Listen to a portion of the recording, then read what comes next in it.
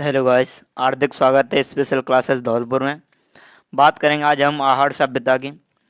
तो यह आहड़ सभ्यता हमारी स्थित है, वो है हमारी उदयपुर ज़िले में। कौन से ज़िले में? उदयपुर ज़िले में स्थित है। कहाँ पर? उदयपुर ज़िले में।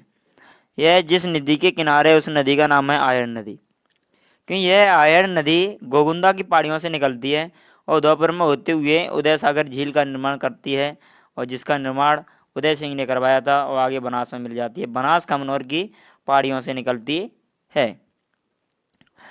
और इस आहड़ सभ्यता के खोजकर्ता हैं, वो हैं अच्युतकीर्ति व्यास, जिन्होंने खोज की थी सन ईस्वी 1953 में।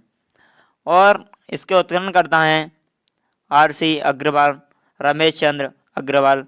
जो इन्होंने उत्खनन का कार्य किया था वो किया था 1956 में। और इसके पुनः उत्खननकर्ता हैं, वो हैं एच.डी. सांकलिया, हरमुख धीरज लाल सांकलिया। इन्होंने पुनः उत्खनन का कार्य 1961 से 1962 ईस्वी तक किया था। बात करेंगे सभ्यता के उपनामों की। किसकी? उपनामों की। तो उपनामों में इसका प्रथम नाम है, वो है ताम्रवती नगरी। ताम्रवती नगरी इस सभ्यता का नाम इसलिए पड़ा क्योंकि यहाँ पर तांबे के उपकरण सर्वाधिक मात्रा में पाए गए। धूलकोट यहाँ पर जहाँ पर यह ऐसे खोजा गया, उत्खनन कार्य किया गया, वहाँ धूल के टीले निकले थे, जिसे और आघाटपुर नामक ध्रुव के क्या पाए गए? यहाँ प्रमाण पाए गए, इसलिए इसे आघाटपुर की सभ्यता भी कहते हैं। गोरे व कोठे की सभ्यता, क्योंकि यहाँ पर अनाज रखने के लिए गोरे व कोठों का प्रयोग किया जाता था, जिसे गोरे और कोठी की सभ्यता इसका नाम पड़ा। बनास की सभ्यता इसलिए कहते हैं क्योंकि कमनौर की पहाड़ियों से बनास नदी निकलती है और गोविंदा की पहाड़ियों से बेड़च नदी निकलती है। बेड़च नदी निकल करके उदयपुर में उदय सागर झील का निर्माण करती है, और उदय सागर झील से निकलने के बाद इस नदी का नाम पड़ता है बेड़च। तो इसमें आहड़ सभ्यता में बनास सभ्यता से मिलते जुलते यहाँ पर अवशेष या प्रमाण पाए गए थे। और बात करेंगे हम आगे इसके और महत्वपूर्ण बिंदु हैं, जिसमें बात करते हैं विशेषताओं की बात करेंगे। तो यहाँ पर मकान में एक से अधिक चूल्हे पाए गए। क्या पाए गए? एक से अधिक चूल्हे पाए गए थे। और अगर देखा जाए तो एक साथ 6 चूल्हे भी मिले हैं। कितने चूल्हे? 6। ईरान की तरह बिना हत्थे के जलपात्र यहाँ पाए गए, अर्थात हम मान सकते हैं कि इस सभ्यता का संबंध ईरान से भी रहा है। किससे रहा है? ईरान से। और चौथे नंबर पॉइंट पर बात करेंगे यूनानी देवता अपोलो की मूर्ति मिली व मोहर। तो इस आहड़ सभ्यता का संबंध यूनान से भी रहा था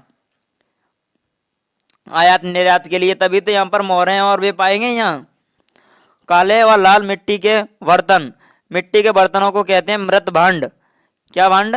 मृत भांड। जो काले व लाल मिट्टी के बर्तन। यहाँ इस सभ्यता के लोग गेहूं व चावल से परिचित थे। किससे? गेहूं और चावल से।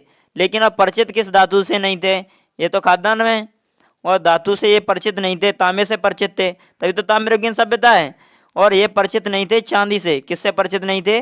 चांदी से। इस सभ्यता के लोग चांदी से परिचित नहीं थे। बर्तन पकाने की जो इनकी विधि थी, शैली थी, तरीका था, वो था उल्टी तपाई विधि। कौन सी? उल्टी तपाई विधि। और यहाँ पर बनासियन बुल की क्या पाई गई है? आकृति पाई गई थी। ग्रामीण सभ्यता के भी यहाँ पर लक्षण पाए गए हैं। कौन सी सभ्यता के? ग्रामीण सभ्यता के।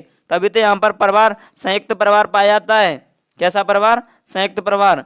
यहाँ पर लकड़ी के ठप्पे व सांचे भी मिले। लकड़ी के ठप्पे व सांचे, जिनसे लोग कपड़ों पर कढ़ाई काटते थे, डिजाइनें निकालते थे, उसको कहते हैं लकड़ी के ठप्पे व सांचे। यहाँ पर जो परिवार पाए गए थे, वो परिवार पाए गए थे पित्त सत्तात्मक परिवार पाए गए थे। कैसे परिवार पाए गए थे? पित्त सत्तात्मक परिवार पाए गए थे। और बात करते हैं कि हमारे इस प्रकार की वीडियो देखने के लिए YouTube channel special classes Dholpur को लाइक, शेयर, कमेंट और सब्सक्राइब करें। जय हिंद, जय भारत।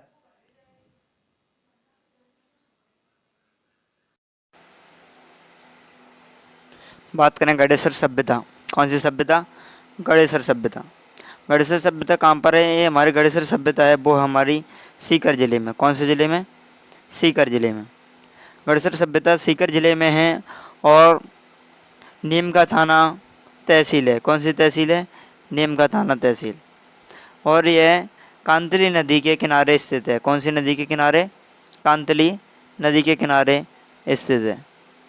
क्योंकि कांतली नदी रेवासा गांव में खंडेला की पहाड़ियों से निकलती है। कहाँ से निकलती है? खंडेला की पहाड़ियों से निकलती है। कौन सी? कांतली नदी। और बात करेंगे हम इसकी कि इसके उत्खननकर्ता कौन हैं? वो हैं विजय कुमार। कौन है? विजय कुमार। और इसके खोजकर्ता हैं वो हैं आर.सी. अग्रवाल। आर.सी. अग्रवाल, रतन चंद्र अग्रवाल। रतन चंद्र अग्रवाल हैं। कौन है? रतन चंद्र अग्रवाल। रतन चंद्र अग्रवाल। और इसकी विशेषताओं की बात करें तो इस सभ्यता को ताम्रयुगीन सभ्यताओं की जननी कहते हैं। ताम्रयुगीन सभ्यताओं की जननी कहते हैं क्योंकि यहाँ पर सर्वाधिक मात्रा में ताम्रयुगीन उपकरण मिले थे। सर्वाधिक प्राचीन ताम्रयुगीन सभ्यता है। कौन सी सभ्यता? क्योंकि सर्वप्रथम यहाँ पर तांबे के प्रथम अवशेष प्राप्त हुए थे और हमें यहाँ से मछली पकड़ने के कांटे मिले। क्या मिले? कांटे मिले। अर्थात जिससे हमें पता चलता है कि यहाँ पर शिकार के भी यहाँ अवशेष पाए गए। और कांतली नदी में सर्वाधिक मात्रा में क्या था? पर्याप्त जल था। क्या था? जल था। क्योंकि मछलियाँ किस में निवास करती हैं? जल में। और यहाँ के मकान पत्थर से निर्मित थे। किससे निर्मित थे? पत्थर से मकान निर्मित थे। छल्लेदार मृद भांड मिले। मिट्टी के बर्तन। किसके? मिट्टी के बर्तन। और यहाँ के जो बांध मिले थे वो बांध मिले हमें पत्थर से निर्मित। किससे? पत्थर से निर्मित। और बात करेंगे हम यहाँ पर ताम्र उपकरणों की अधिकता के कारण, ताम्र उपकरणों की अधिकता के कारण इसको क्या कहते हैं? ताम्र संचयी संस्कृति कहते हैं। क्या कहते हैं? ताम्र संचयी संस्कृति। यहाँ उपकरण क्या क्या मिले? और यहाँ से तांबे का क्या किया जाता था? निर्यात, बेचा जाता था, इधर उधर भेजा जाता था। यहाँ उपकरण मिले, बाण मिला हमें शिकार करने के लिए काम लिया था, बर्छे की नोक मिली, छेनियाँ मिली, उस्त्र मिले जो बाल काटने के काम में आते हैं, कंगन मिले, आदि उपकरण हमें यहाँ से क्या हुए? प्राप्त हुए। इस प्रकार के वीडियो देखने के लिए my YouTube channel special classes Dholpur को लाइक, शेयर, कमेंट करें। जय हिंद, जय भारत।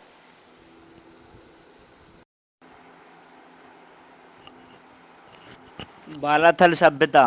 बालाथल सभ्यता से हमें कुछ अवशेष प्राप्त होते हैं, कुछ जानकारियाँ प्राप्त होती हैं।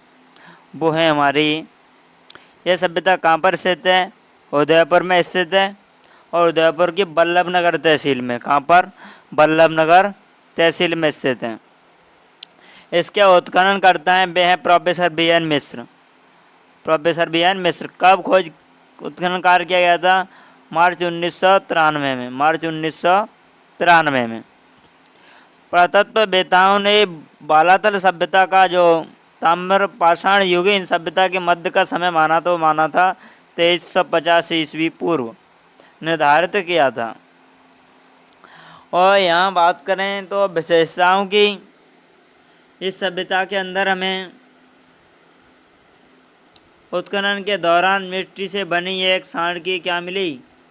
मूर्ति प्राप्त हुई थी। क्या प्राप्त हुई? मूर्ति।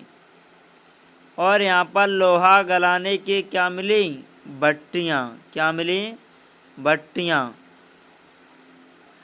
और यहाँ पर एक साथ विशाल, एक साथ विशाल 11 कमरों का समूह मिला। 11 कमरों का समूह मिला। कितने कमरों का? 11 कमरों का क्या मिला था? एक समूह मिला था 11 कमरों का, विशाल का।